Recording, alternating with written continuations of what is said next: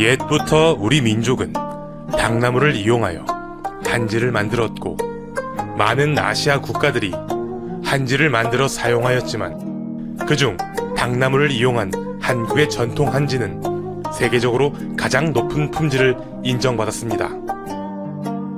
그 전통적인 방법이 지금까지 계승되고 발전하여 현재도 당나무를 이용한 한국의 전통 한지는 세계 최고의 품질을 유지하고 있습니다.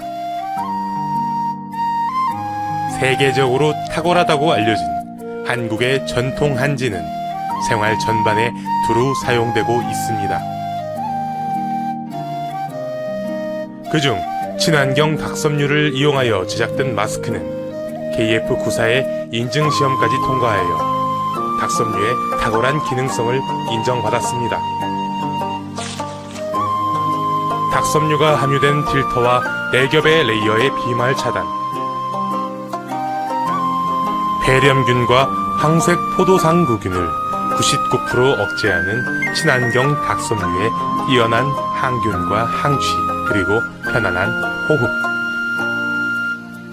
닭섬유의 흡한 속건 기능으로 항상 상쾌한 착용감과 세탁 후 여러 번 사용이 가능. 세계적으로 인정받는 K닭의 수많은 인증서들이 그 성능을 증명합니다.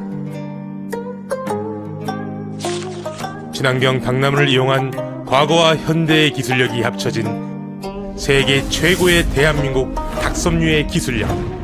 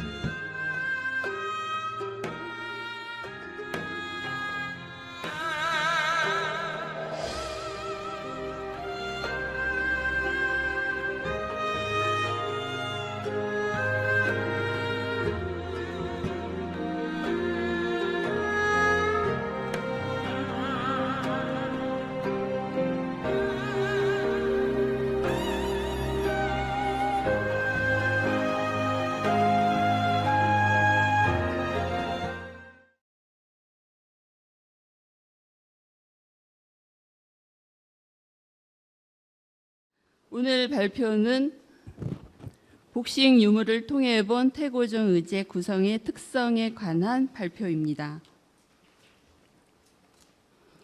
유의, 즉 복식 유물을 중심으로 가사의 장사함의 구성과 시대에 따라서 어떻게 변화하는지 그 유형의 변화를 살펴보고 도포와 장사함의 관계성에 대해서 알아보도록 하겠습니다.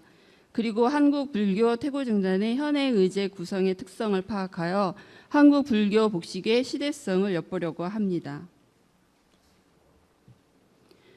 불교가 전래된 시기인 삼국시대부터 고려시대, 조선시대에 걸쳐 주변 국가인 중국, 일본을 범위로 하였고, 출토 유물과 전세 유물을 근거로 하여서 실질적인 구성의 양상을 파악하고 삼국유사 및 그 문헌적 기록을 참고로 하여 실존하는 유물이 존재하지 않는 영역을 뒷받침하도록 하였습니다. 또한 불화, 벽화, 고승, 진영 등의 회화 자료를 통하여 동시대 주변 국가와 함께 자료를 참고하였습니다. 복식을 전공하는 데에서는 그 시대의 복식을 검증하는 데 유물의 존재만큼 확실한 것은 없다고 생각합니다. 매장자의 신분이 명확하게 출토되는 경우 거의 완벽한 구성을 파악할 수 있기 때문인데, 이렇게 오랜 시간 세월이 지난 복식의 유형을 정의하는 데는 유물이 희소하면 많은 어려움을 겪고 있습니다. 그래서 회화 자료와 문헌 기록을 참고로 활용하는 것은 그렇게 부족한 유의를 뒷받침하기 때문인데 다만 회화 자료는 작업하는 사람에 따라서 그 의도가 다를 수 있고 모사가 많이 진행되는 것으로 인해 정확한 시대상을 유추하는 데에는 한계점이 크다는 것을 말씀드리고 발표를 이어가도록 하겠습니다. 우선 가사의 구성 명칭입니다. 가운데 있는 것이 주폭이고 가사의 구성은 주폭을 중심으로 좌우 대칭을 이루면서 조를 형성해 나갑니다. 네, 여기에 보이는 환에서 장조, 단조, 그러니까 조를 이루는 넓은 부분을 장조라고 얘기하고, 좁은 부분은 단조. 그리고 조와 조의 사이에 이렇게 구성이 된 게 엽인데, 긴 건 세로 장엽, 단엽. 그리고 가장자리 란으로 구성이 돼 있고 사방에 첩이 조성돼 있고 빨간 점은 통문을 나타내고 있습니다. 다음은 가사의 분류입니다. 크게 용도, 재료, 구성, 색, 공덕 등으로 구분지어지는데 우선 재료상의 구분을 보면 분소위, 금난가사, 수가사라고 하였습니다. 분소위는 이제 앞으로 진행될 발표 내용의 중요한 요소이기 때문에 설명을 드리면, 그러니까 초기 가사 재료로 해서 우자기, 그러니까 소가시 분호, 사천의, 쥐가 갈근 옷, 총간이, 죽은 사람의 옷 등 버려지거나 주운 재료에서 만들어진 옷의 재료를 얘기하고 있습니다. 오늘 발표는 구성에 관한 내용이 핵심이므로 구성에 대한 분류도 설명을 드리면, 할절이는 천을 잘라서 만든 가사고, 전상이는 바티 형상을 나타내며, 나비는 천을 덧대어 누비듯이 조성된 것으로 설명드릴 수가 있습니다. 하지만 여기에서 가사의 구분을 나누어서 설명하고는 있는데 용도에 따른 가사의 분류와 구품가사, 할절이의 유형은 서로 관계가 있고 또 만합가사, 나비 등도 연관성이 있다고 생각되어서 가사의 구분을 쉽게 이렇게 정리하는 거에는 어려움이 있는 거 아닌가 하는 생각을 갖게 됩니다. 가사의 유래와 관련이 깊은 일신의 500나한도를 보여드립니다. 일신의 500나한도는 총 100폭으로 그려졌는데 그중 제47폭과 48폭의 12두타행의 그림입니다. 우선 47폭의 나비 그림을 보면 위에 시신에서 옷을 수습하는 장면이 묘사되고 있습니다. 저쪽 끝부분인데 이쪽 끝에서 시신에서 그 의제로 쓰는 분소위를 지금 수거하고 있는 모습이고 세척을 해서 나비를 조성하는 장면입니다. 이 48폭도 마찬가지 세척과 염색과 그리고 여기 할절이 옷을 절단해서 조성하고 있는 단 3이 그 작품을 보실 수가 있습니다. 시대에 따른 가사의 구성을 그 변화를 보도록 하겠습니다. 삼국시대입니다. 우리나라 삼국시대의 유형을 확인하기 위해서 문헌기록과 고구려 쌍용충 고분벽화, 신라가사로 전하는 통도사 소장의 가사 2점, 그리고 동시대의 중국과 일본의 실존 유물을 참고로 하였습니다. 삼국시대 기록에 의하면 금수의 불사를 금지한다는 내용으로 보아 비단에 수를 놓아 만든 가사가 존재했음을 알 수 있고 삼국유사의 비라 금점나 가사, 금난 가사의 존재도 확인할 수 있습니다. 또한 금나 가사, 방포. 그래서 이러한 기록으로 인해서 삼국시대의 가사의 유형을 확인할 수 있습니다. 다음은 회화 자료입니다.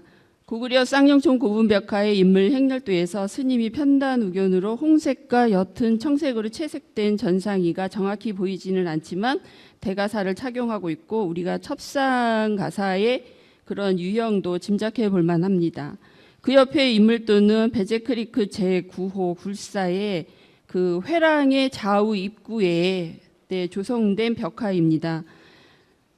서역으로부터 불교의 전례를 볼 수 있는 벽화로 좌측은 중국어 이름의 승려고 우측은 산스크리트 이름의 승려로 동시대의 불교의 왕래를 보여주는 단서라고 생각됩니다. 또한 가사의 유형이 서로 다르게 표현되고 있는데 중국어로 전래되어 중국 그 본토의 기후 풍습에 맞게 조성이 되어간 것 같다는 생각입니다. 지금 조금 전에 보신 중국가 쌍용총 고분 벽화의 가사의 의식은 많이 유사합니다. 그리고 같은 시대 8세기 중국과 일본의 설법도에서도 첩상 가사와 단색 가사가 함께 그려진 것을 볼 수 있습니다.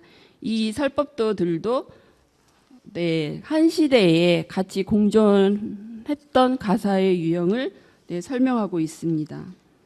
이것은 도낭석굴 45글의 변상도 그림입니다. 여기도 지금 그러니까 전상이 상태에 내지는 첩상이 돼 있는 그런 자료입니다. 다음은 중국의 6세기 수나라 시대의 잔압입니다. 여러 천을 가로 세로로 나누어서 누벼진 형태의 그런 형상을 보여주고 있고, 이것은 당나라 8세기의 잔압 7조 가사입니다. 전상은 분소위로 이제 마포의 생지, 그러니까 직물을 만들기 전에 그 실 상태인 것을 마포 전체 바닥면에 실을 얼기설기 얽어놓고 그 위를 잔압한 것입니다. 그리고 옆에 여부나 라는 직물을 이용해서 이렇게 전상의 형태로 만들어진 잔압가사인데, 이것은 지금 개엽의 형태가 일부 보이고 있습니다. 다음도 같은 시대의 7조 가사입니다. 앞에 가사는 생지를, 그러니까 실 자체를 얼기설기 놓고 조성한 반면, 여기는 직물 자체를 편을 내어서 그 조각된 것을 겹쳐놓고 잔압했습니다. 아래 보이는 붉은색은 후대에 도난당한 부분을 일부 보완했다라는 기록이 있습니다. 다음은 일본에서 지금 실존하고 있는 유물가사입니다. 마찬가지로 동시대 나라시대의 가사로 마직물을 조각을 쌓고 누벼가면서 조성된 것입니다. 일정하지 않은 조각, 즉 폐기된 넝마 조각 같은 것을 한편 올려놓고 또 그 위에 다른 거를 올려놓고, 그래서 분소위 그런 유형을 보여주고 있습니다. 그래서 불일정한 넝마 같은 마직물을 올려놓고 잔압한 가사입니다. 같은 시대 일본의 유물이기는 한데, 앞에서 본 거는 불일정한 조각을 겹쳐 놓아서 잔압했는데, 여기에서 보여지는 것은 윗부분에 이렇게 칼로 베어낸 듯이 어떠한 문양을 의도적으로 조성한 거 아닌가, 그래서 앞의 가사와 다른 잔압 가사의 형태를 보여주고 있습니다. 다음은 정창원의 소장 중인 구조 잔압 숲피색 가사입니다. 이 또한 불규칙하게 뜯어진 작품을 얼기설기 걸쳐서 잔압한 가사로, 조의 구분은 분소의 소재 형태로 구성한 것. 그러니까 조를 나누기 위해서 붉은 그러니까 갈색의 그것 역시도 어떠한 직물의 생지가 아니고 분소의 상태로 조성을 해서 하나의 전상을 만들어가는 과정이기 때문에 분소위에서 전상위의 그 변화가 되어가는 그 과정에 있는 가사가 아닌가 생각합니다. 그 이후에 출토 유물, 당나라 시대, 그러니까 dunang에서 출토된 패치워크 유형의 가사와 미니어처 이 금가사가 있습니다. 이로써 삼국시대 일본과 중국에서 잔압이 가사의 유물은 존재하고 있는데, 우리나라에는 실존 유물이 존재하고는 있지만 사실상 시대를 증명하기 어려운 상태고, 문헌기록에 금수이라는 존재가 있기 때문에 이 중국에 보여지는 이 자수가사로 인해서 우리나라에도 자수가사가 존재하였을 것을 유추해 볼 수가 있습니다. 다음은 고려시대의 문헌기록입니다. 해동 고승전에 처음으로 삼위가 언급되고, 선화봉사 고려도경에 여기에 가리, 그리고 이제 법계에 따라서 구분해서 국사는 산수납 가사, 장수 편삼, 삼중하상은 자황, 첩성, 북정 가사. 이렇게 다양한 유형이 기록되어 있어서 고려시대의 가사와 장삼의 유형을 판단하기에 중요한 자료라고 생각됩니다. 다음은 고려시대 유물가사입니다. 우리나라에 실존하고 있는 유물가사는 서남사 소장 25조 삼보명 자수가사입니다. 홍색의 견지물로 구성된 4장 1단 대가사로 상단에는 불의명호, 2단 3단에는 보살, 4단에 불경, 5단에 존자의 명호를 수놓았습니다. 고려 선종이 대각국사에게 사유하였다고 하나 이 역시 시대에 대한 우리가 직물조사로 증명돼 후대에 새로 조성한 것으로 보고 있습니다. 다음은 일본의 소장 중인 고려시대의 금박으로 장식된 유물이 응몽이입니다. 황색 바탕에 녹색으로 엽과 란을 장식하고 그 위에 보상 당초문을 금박한 가사입니다. 처음에는 송나라 유물로 기록되어 오다가 지금은 고려가사로 정정돼 있는 그런 가사입니다. 네, 이처럼 금색으로 장식되거나 금직으로 짜여지거나 하는 화려한 가사의 유형을 금난가사라고 하는데 고려시대에는 국왕으로부터 하사받은 많은 기록이 있어서 앞서 말씀드린 가사의 존재를 확실히 증명해주고 있습니다.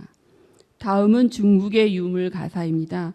우선 남송시대 13세기에 전하는 3위로 7조 가사와 25조 가사가 전해지고 이 가사는 평직의 견직물이지만 얇은 사직물의 형태를 보이고 있습니다. 이건 전상의 구조를 갖춘 구조가사입니다. 네, 다음은 자수가사의 형태를 알 수 있는 자수구조가사 첩 병풍입니다. 이처럼 중국의 자수가사가 존재했다는 것은 동시대의 대각국사 자수가사의 존재도 입증할 수 있는 자료라고 여겨집니다. 또한 같은 시기에 금난가사의 유형을 보이고 있습니다. 네, 편금, 네, 편금의 형태입니다. 이것은 지금 금박의 형태를 보이고 있습니다. 그래서 앞서서 말씀드린 고려가사의 응몽이와 같은 유형으로 제작이 된 것이 아닌가 합니다. 네, 이것은 개혁가사입니다.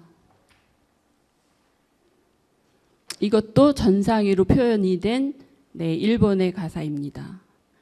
그래서 후대의 중국의 개혁가사하고 또 일타스님의 개혁가사 유물이 현재 존재하고 있는 걸 보아서 앞서서 삼국시대에 보여지는 개혁가사, 또 고려시대의 그 개혁가사, 그리고 지금 현재 유물로 남아있는 또 이런 개혁가사의 연계성을 한번 이제 구성면에서 좀 깊이 주목해야 될 부분도 아닌가 싶습니다. 네, 다음은 회화 자료입니다. 희랑 조사상과 아까 대각국사에서 첩상과 홍가사의 형태가 보이고 이것은 중앙박물관 소장의 500 나한도인데 첩상의 형태가 보이고 있습니다. 첩상가사. 그리고 그 시대에 중국과 일본도 마찬가지 나한도에서 첩상의 형태가 보이는 가사를 수하고 있습니다. 그리고 이거는 일본의 이제 소장 중이기는 하지만 고려시대의 변상도입니다.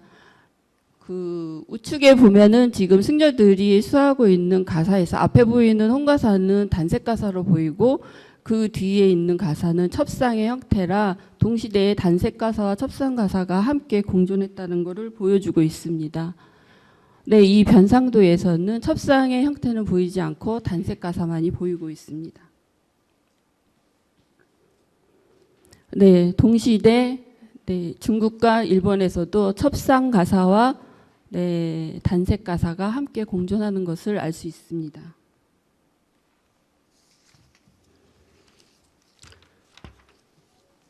네, 다음은 조선시대입니다.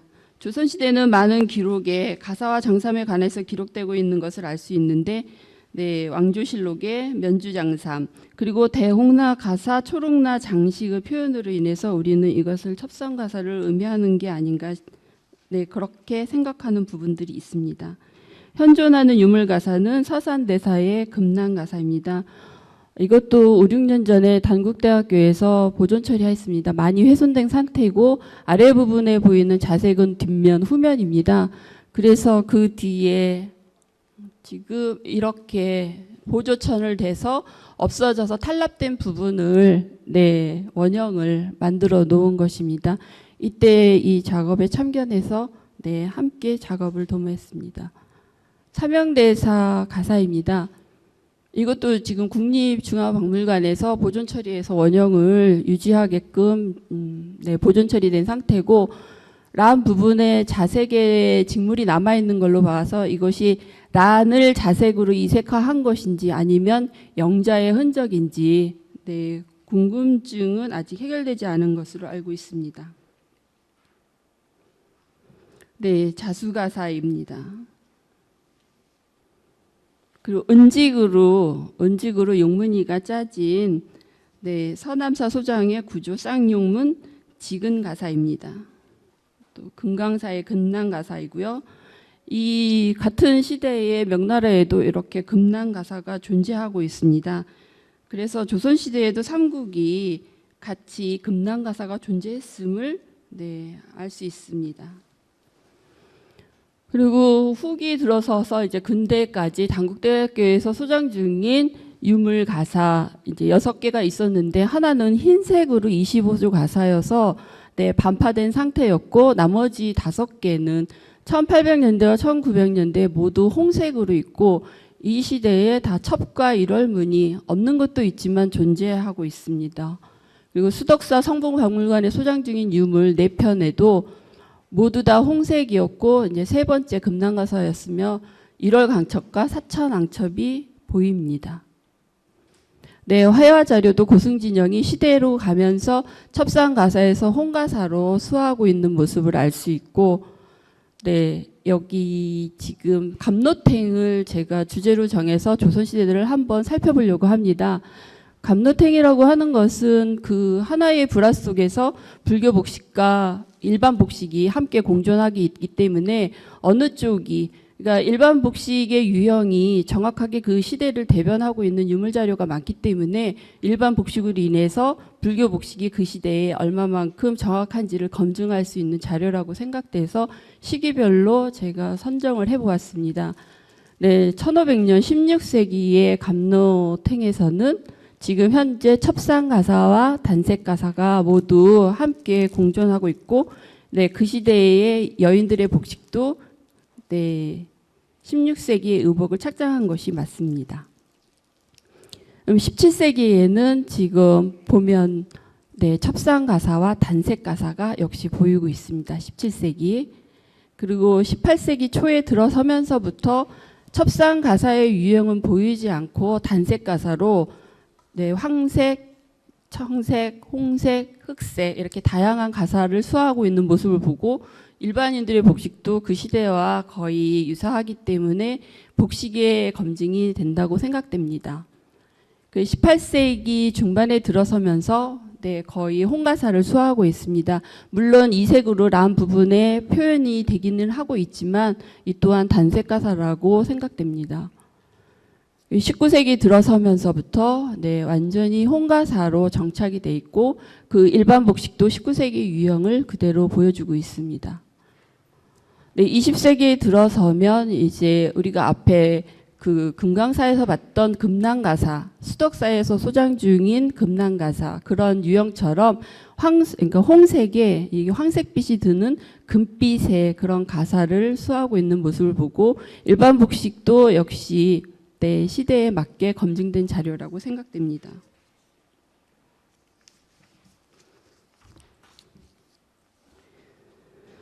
가사의 유형은 초기 의제 분소위에서 시작돼서 전상의, 그 다음에 활조리로 변화하고 삼국시대에는 첩상가사에서 시작이 돼서 고려시대 첩상, 단색가사, 금난가사 등이 공존했으며, 조선 후기에 들어서면서부터 홍가사로 변화한 것으로 보여집니다. 다음은 장삼에 대해서 살펴보겠습니다.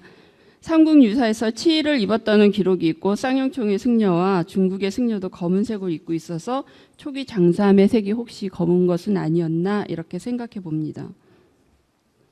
하지만 당나라 시대의 그러니까 장삼의 색을 보면 황색도 보이고 약간 백색의 모습도 보이고 있어서 이때의 색에 대한 규제는 없었을 것 같고, 다만 이제 구성은 우리가 알고 있는 광수위가 아니라 초기에는 이제 협수위, 좁은 소매고 상하위가 서로 이렇게 연결되어 있는 포제의 형태가 아닌가 싶습니다.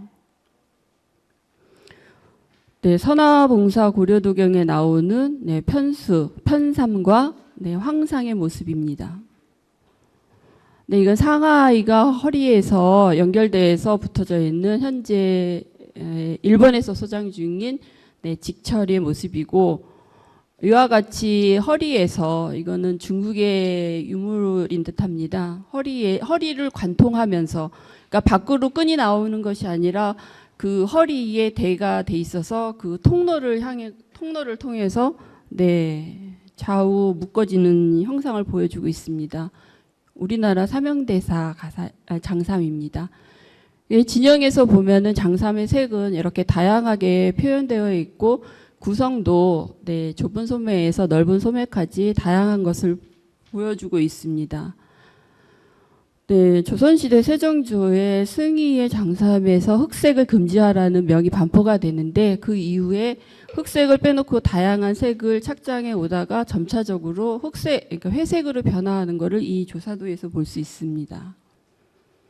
네, 도포와 장삼의 유형에 대해서 성어사설에서는 포는 직신이고 직신은 도포고 도포는 직철이며 봉액이다 해서 도포가 직철과 같은 유형이라고 표현을 하고 있으며, 네, 오즈원 문장 전성구에서 대구 기원설, 승복 기원설, 직령 기원설을 예를 들면서 여기에서도 도포는 도복이고 도복은 승이고, 그래서 결론적으로 여러 자료를 조사하다 보면 도포가 승이와 연결이 되는 네, 그러한 것들을 보여주고 있습니다.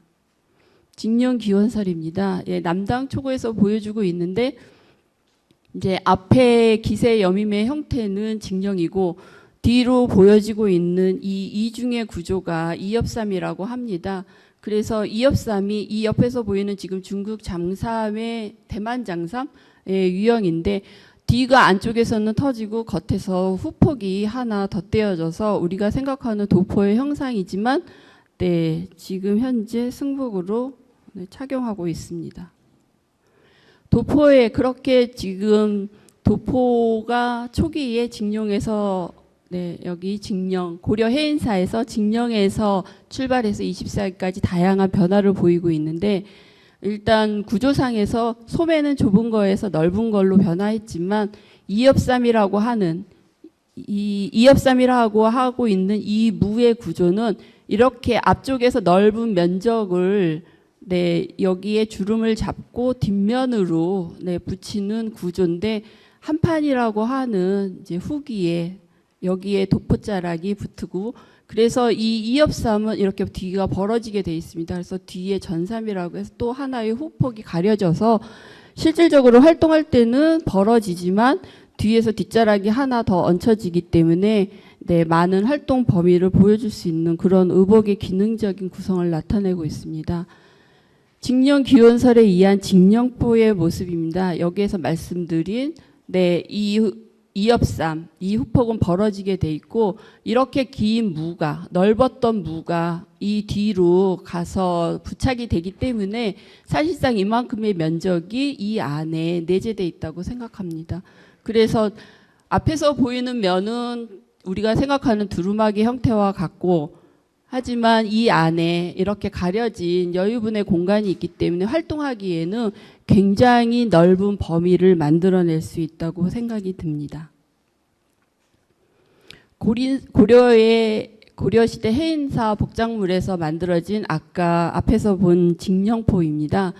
이것은 제가 재현한 작품인데, 이렇게 이 넓었던 이 무의 형상이 여기에 주름을 잡아서 옆선에다 붙이고 나머지 남는 부분을 뒷판에 고정을 시키기 때문에 사실상 앞에서 보였을 때는 두루마기 같이 좁은 형태지만 네, 이 뒤도 벌어지고 이 주름이 또 펴지면 더 넓은 면적을 보여지게 됩니다.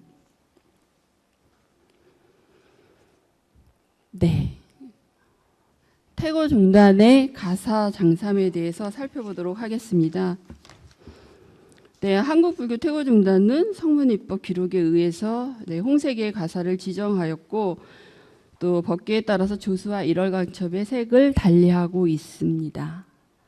네, 홍가사의 유형이고 그 법계에 따라서 1월 강첩과 또 사천 강첩이 네, 이렇게 다르게 구성되고 있고요. 그 다음에 장삼의 유형을 살펴보도록 하겠습니다. 장삼에서 지금 보여지고 있는 이 깃의 형태는 네, 직령 교임형이기 때문에 도포나 우리 한국의 지금 일반적인 포제와 네, 다를 바가 없습니다. 그리고 여기에 긴 소매도 도포의 강수위 또는 직철과 동일합니다. 이 가운데 보여지는 섭입니다. 섭이라고 표현을 하는데 여기에 지금 여성의 옷을 올려놓고는 있지만 사실상 섭의 이중 구조가 우리나라 조선시대의 포제에서 보면은 장옷이라고 하는 장의에서만 나타나는 특수 구조입니다. 이 장의는 조선시대 전기에는 남녀가 모두 착용하다가 후대에 가면서 이제 여성의 내외용 쓰기로 이제 변화하였는데 물론 이 섭의 이중 구조를 다른 포에서도 보이고는 있습니다. 하지만 그 다른 포에서 보여지는 경우는 이 앞에 섭은 여밈의 폭을 넓게 하기 위한 그런 의도이기 때문에 과거에 썼던 어떤 직물의 폭이 이마만큼의 폭을 다 수용할 수 없을 때 네, 이렇게 이폭 다른 폭을 연결을 해서 만들어서 달고 있습니다. 하지만 이처럼 그 섭의 구조가 이 깃에서부터 아래까지 네, 두 개가 나란히 내려오는 이중 구조는 장이라는 옷에서 보여지고 있는 것입니다. 그리고 옆에 이제 무를 보면은 무는 여기 도포에서 오는 이엽삼의 구조를 응용한 것이 아닌가 그렇게 생각되는 부분입니다. 지금 현재 평면도에서 이렇게 이 옷에 그러니까 앞과 뒤에 이렇게 두 개의 무가 조성이 돼 있습니다. 이렇게 두 개. 그래서 이제 하나로 지금 합봉한 상태인데 이와 같이 위에서 보이는 이엽삼은 두 개가 벌어지면서 좀 더 넓은 공간을 활용할 수 있는 반면 태고종 장삼에서 보이는 이것은 이엽삼의 두 개의 무를 연결한 구조는 네, 도입은 해왔지만 사실상 기능적인 면에서는 전혀 도포의 이 이엽섬의 구조를 네, 기능적인 면에서는 네, 따라갈 수 없다고 봅니다.